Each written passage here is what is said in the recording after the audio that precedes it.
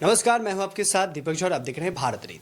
आज राहुल गांधी ने press conference किया दो जगह, महाराष्ट्र में भी और झारखंड में भी।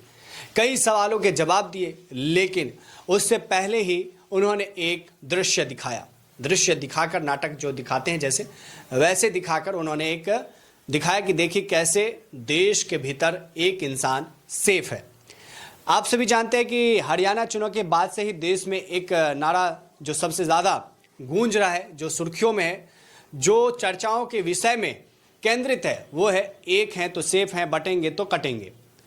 अब इस नारे को लेकर राहुल गांधी ने तीखा हमला किया है प्रधानमंत्री नरेंद्र मोदी पर और कहा है कि दरअसल देश में एक ही इंसान सेफ है, वो है अडानी जी। ये राहुल गांधी के बोल हैं।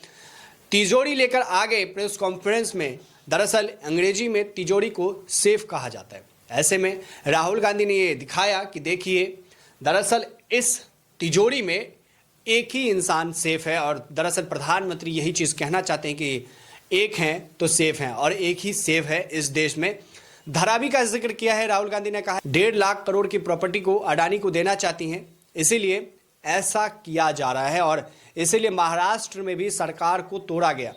महाविकास अघाड़ी की सरकार पहले थी और जिसके बाद फिर से एनडीए की सरकार वहां पर बन गई, लेकिन अब इस पर गंभीर आरोप लगाए हैं राहुल गांधी ने और कहा है कि सारे के सारे प्रोजेक्ट गुजरात चले गए और गुजरात में सारा जो है काम हो रहा है। युवाओं को यहाँ पर धोखा दिया गया, लाखों रोजगार यहाँ पर हो सकता था, लेकिन सारे जो कारोबार हैं वो गुजरात में ट्रांसफ़र किए गए। ये राहुल गांधी के आरोप हैं और कहा जा रहा है कि एक ही इंसान सेफ है, दरअसल वो हैं अडानी जी।